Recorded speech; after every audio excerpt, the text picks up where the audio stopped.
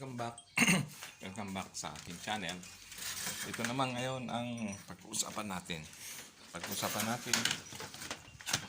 Bakit masyadong maraming motor. Ito lang sa akin lang to. Katropa. Ito si Sisi ang tawag ko dito. Sisi yan, si Sisi. Bakit si Sisi? Kasi ginagamit ko siya kung halimbawa matraffic. Okay? Matraffic ang daan papuntang bayan. Gamit ko yan solo motor. Ito naman mga katropa, ito. Ayan, si Honda. Ang tawag ko naman dito is si Honey. Honey ko naman yun.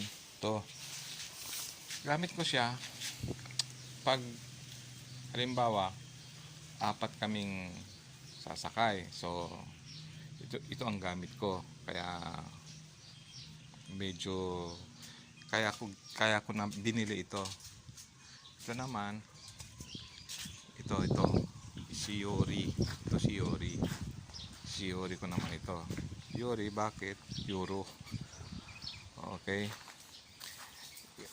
Kaya ako naman siya binili, mga katropa, kasi may konti akong negosyo sa aluminum and glass. Kaya ginagawa ko siyang kargahan ng mga pag may mga ginagawa. Ito ginagawa ko. Yan. Ito yung konting negosyo ko para meron naman akong kargahan, kasi wala pa namang budget na makabili ng medyo malaki-laki. Kaya siyempre hindi pa kaya ng budget. Ito naman ginamit ko siya nung tumakbo akong pang malapitan lang kumbaga. At ginagamit din namin pag nagsisimba kami ng alas 5 ng madaling araw, first mass, itong gamit namin. Pero since sobrang luma na siya, kaya nandito na siya sa likod. Pero ito naman walang major na sira. Walang major na sira niya. Kumbaga na-stock na lang. Hindi ko na siya nilagyan ng gasolina. Na-stock na lang, alin pa rin yung susi. Kaya nandito sa likod. Kaya pag umulan, dadaling ko siya sa silong para mas okay naman yung niya. Yan po yung dahilan kung bakit merong bakit iba't iba, kasi motor parehas naman yan, di ba? Pwede naman sumakay ng baka sabihin nila hindi sa pagmamayabang, pero may kanya-kanya silang duty. Ito ngayon, kung hindi siya nagagamit, di andito lang, kinukumutan ko sila, diba?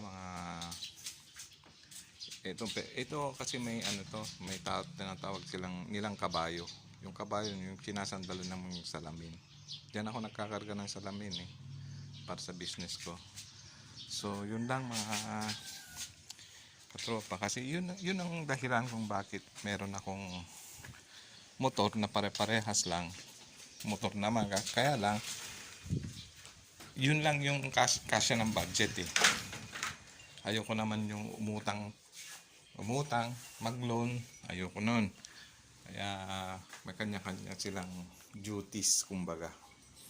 Okay, thanks, bye.